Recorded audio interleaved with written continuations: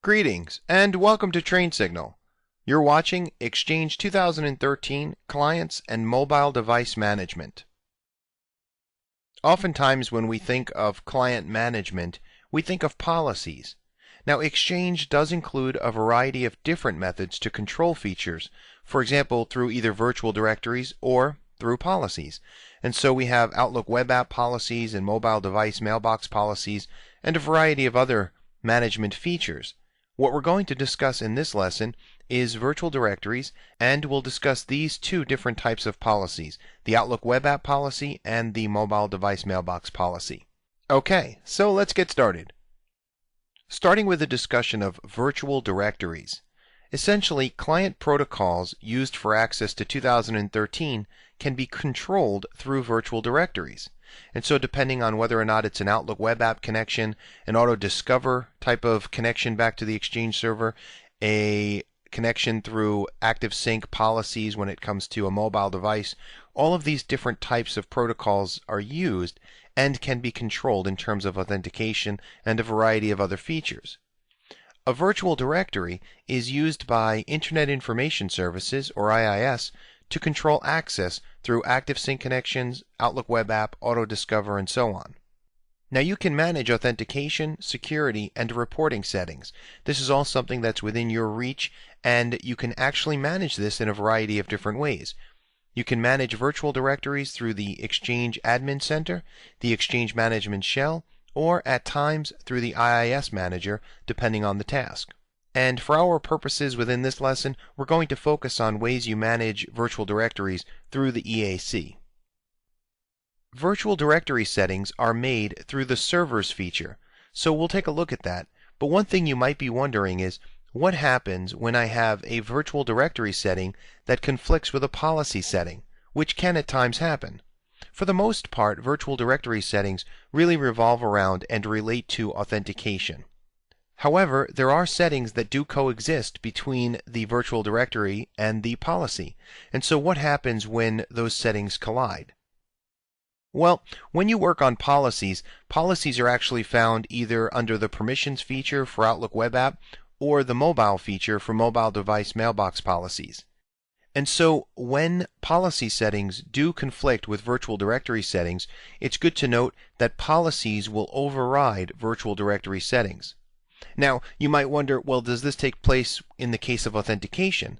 No, it actually doesn't, and that's because authentication is configured only on the virtual directory side. So you won't have a conflict in terms of authentication methods between the policy settings and the virtual directory settings. Once we take a look at the different options, you'll see which possible conflicts might exist. Now, there are default Outlook web app and ActiveSync or mobile device policies. These are created when you install Exchange, and so we'll take a look at the default settings. They're typically very broad and open and allow quite a bit to automatically occur.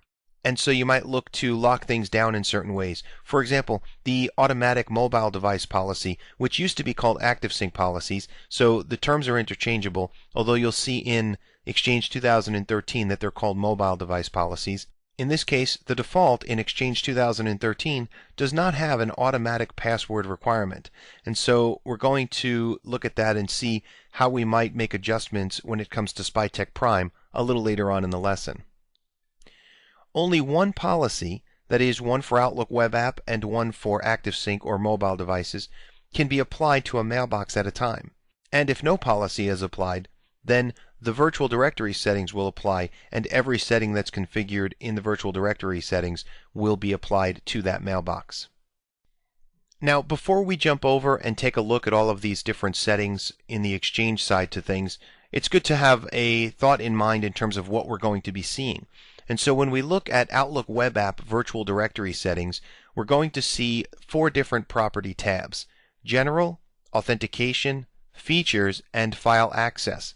And that differs from the policy settings. When we look at the Outlook web app policy, you will see that that has General, Features, File Access, which includes direct file access and web-ready document viewing, and offline access.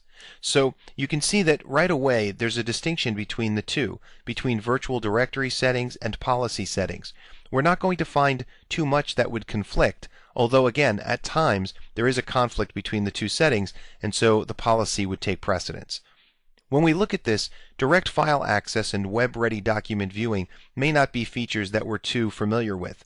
And so it's good to note that one of the most common uses of email is for the sending and receiving of attachments. I mean, obviously, we do that all of the time. Now, even though many people include attachments for their email messages, in some environments it's also common to forward a link to a file that's hosted on a file share or perhaps within a SharePoint library, especially if the size of the file exceeds the maximum amount that's allowed for attachments.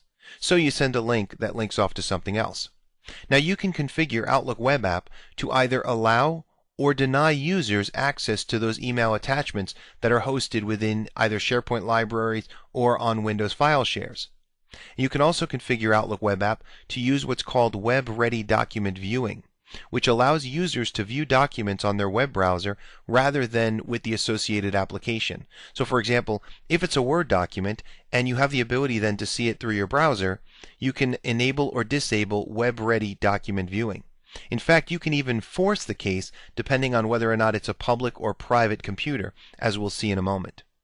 Exchange allows you to differentiate this access on the basis of whether users have indicated that they're accessing Outlook Web App using a public or a private computer.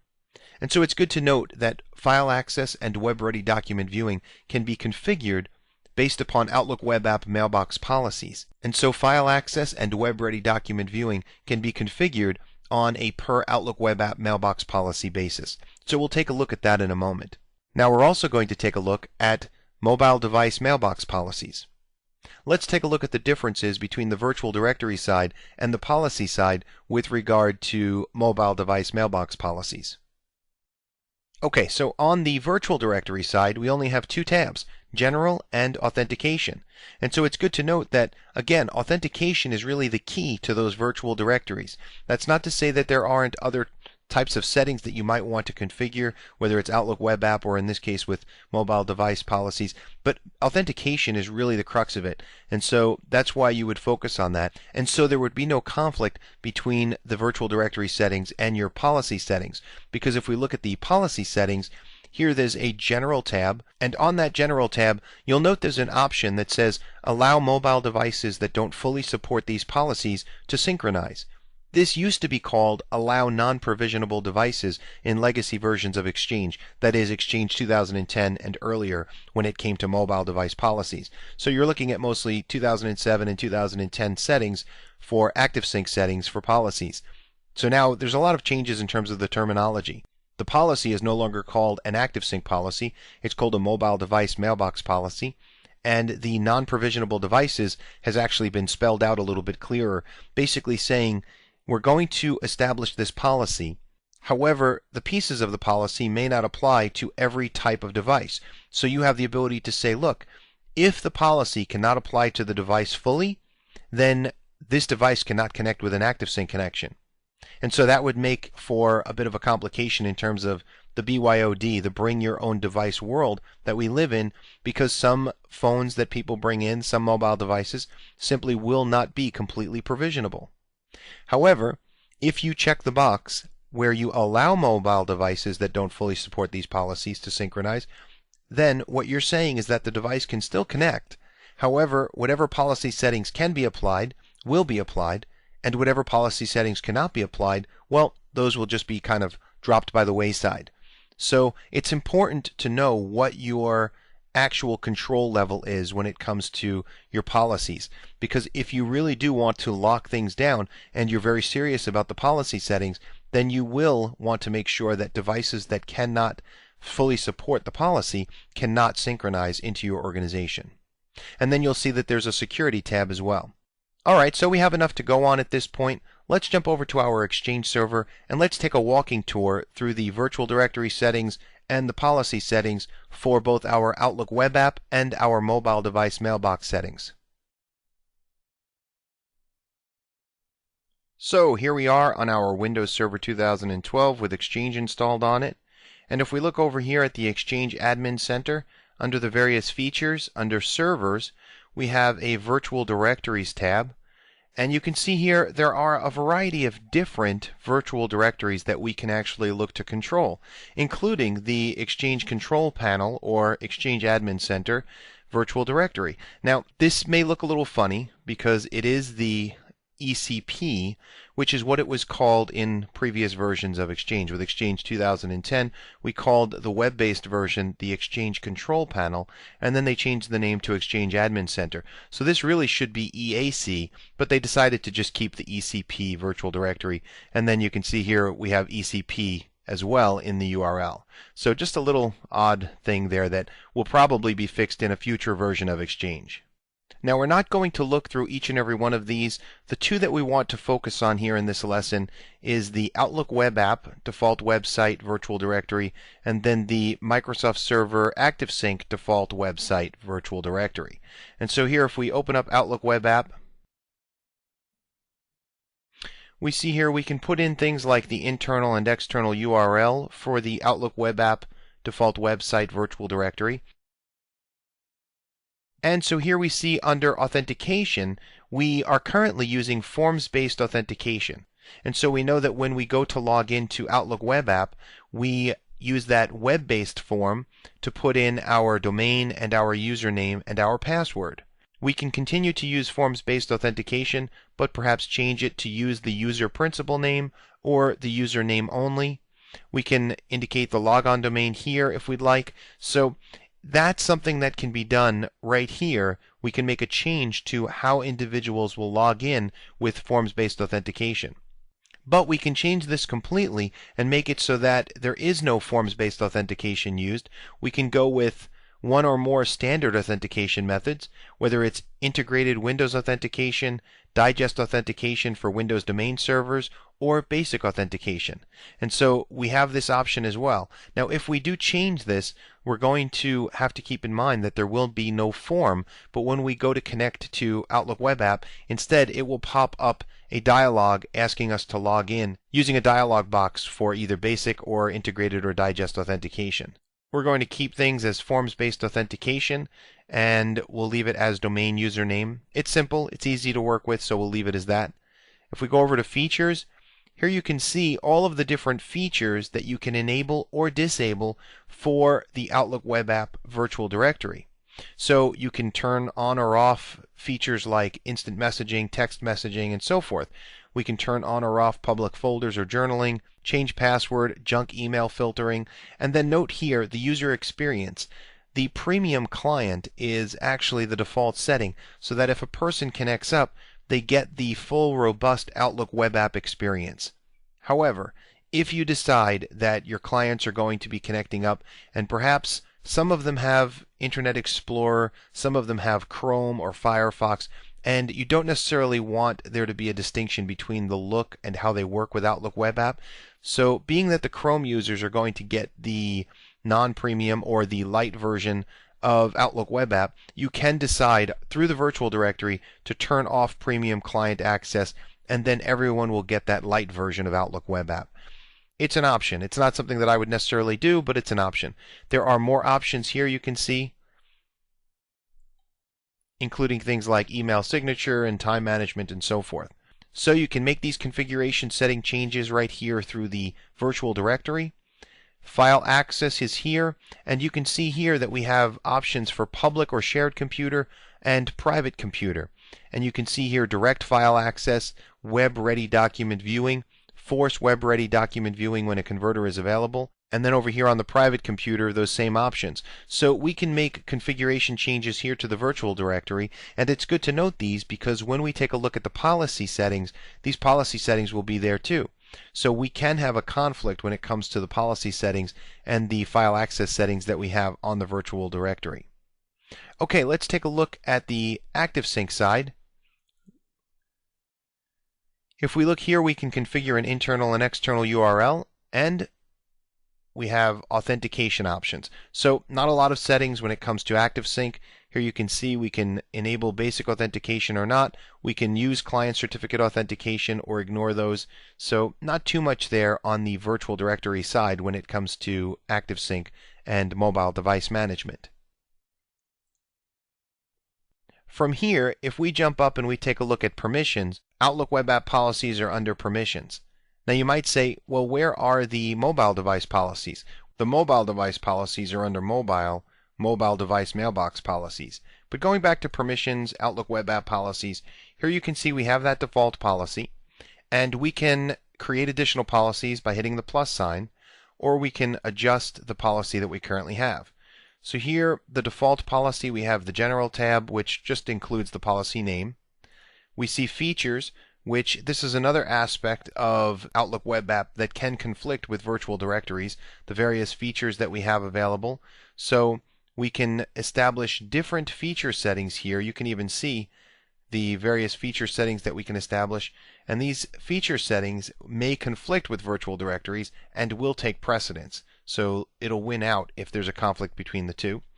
Then we have File Access, and here again, the direct file access or web-ready document viewing file access that we talked about, as far as if an individual has the ability to see a document without having to download that document and open it up in Word, Excel, PowerPoint, but rather can instead use web-ready document viewing, then that would be nice. In many cases, you want that to be the case.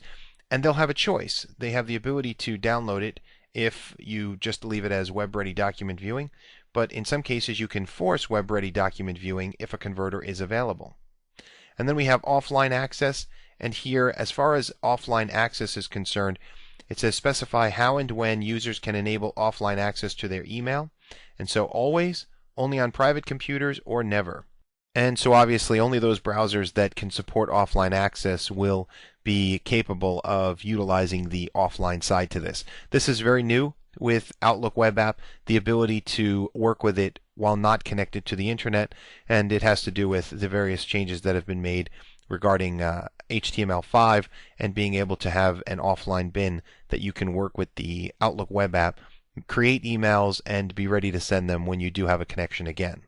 So those are your Outlook Web App policy settings. If we go over to mobile, under Mobile Device Mailbox Policies, we can open this up.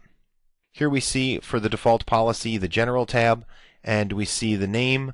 We see that it says this is the default policy, and then allow mobile devices that don't fully support these policies to synchronize. So by default, that is checked. Basically, you're saying allow non-provisionable devices. You can deselect this, and then only those devices that fully support the policy will be allowed to synchronize. Then we see security. Under security, we have require a password and a variety of different options here for the password settings, whether it's require encryption on device, minimum password length, and so on. Now this one here, require encryption on device, this could be a policy killer in terms of provisionable devices, because many devices, including Microsoft devices, do not have the ability to have encryption on the device. Windows Phone 8 is different. It does allow encryption. Windows 7, 7.5, and some of the other Windows phones do not allow for encryption, and a variety of other devices do not allow for encryption. So you need to make sure that if you want encryption on the device and you require it, you need to either make sure your devices are supportive, or you need to make sure that you put on the General tab to allow mobile devices that don't fully support these policies to synchronize, that you have that checked. Otherwise, your mobile devices will not be able to connect up and retrieve their email. Okay, so those are the various policies that we can configure with regard to client settings. We're going to jump back over to our slides, but before we do that, let's just take a quick look at this tab right here, Mobile Device Access, because this shows a few additional settings in terms of being able to see quarantined devices and also device access rules, which is pretty interesting. It's not part of the policy settings, but it does allow us to configure rules based upon a device family or a specific model of device. And so that's pretty interesting as far as being able to allow, block, or quarantine access based upon different mobile devices. So just another thing to consider when it comes to working with the devices. As far as the mobile device access, you can edit the settings here. You can see connection settings, quarantine notification email messages, and then you can see text to include in messages sent to users whose mobile devices is in quarantine, blocked, or in the process of being identified. So a little bit more configuration than what we've had with previous versions of Exchange in terms of mobile device management. All right, let's jump back over to our slides now, and let's take a look at things from the scenario perspective with SpyTech Prime. Let's see how with mobile device policies and Outlook web app policies, we can make just a few changes to the policy to meet with some of the needs of SpyTech Prime. With regard to our scenario with SpyTech Prime, we're going to configure SpyTech Prime to utilize the following. We're going to establish on the default Outlook web app policy the forcing of web-ready document viewing on private computers that connect up. At the same time, we're going to establish within the default mobile policy to require a password with a minimum password length of 6 characters. So we're not making a lot of different changes, and we're not changing our virtual directory settings for SpyTech Prime. We're comfortable with things as they are, but we will make these 2 changes within our policies to ensure that we have the forcing of web-ready document viewing and that minimum password. Alright, so first things first, we're going to jump back over to Permissions, to our Outlook web app policies. We're going to adjust the default policy. Under File Access, for private computers with web-ready document viewing, we're going to force web-ready document viewing when a converter is available, and we'll save that. And then back over to mobile device settings, to mobile device mailbox policies. We're going to go to the security settings, require a password, and then require a minimum length of 6 characters. So we're not making tremendous setting changes here, just a few setting changes in order to come into better harmony with what SpyTech Prime needs when it comes to mobile device policy and Outlook web app policy. There's certainly a lot more you can do with these policies, obviously, and you can configure different policies to match up with different departments, different needs within your organization, and so forth. But remember, you can only apply one policy to a mailbox. So you can only apply one Outlook web app policy to a mailbox and one mobile device mailbox policy to a mailbox. So you might have a variety of different policies depending on each department or depending on the needs, and then those policies can be applied to your recipients through the mailbox itself. So we hope you found this informative. Thanks for watching, and I'll see you in the next lesson.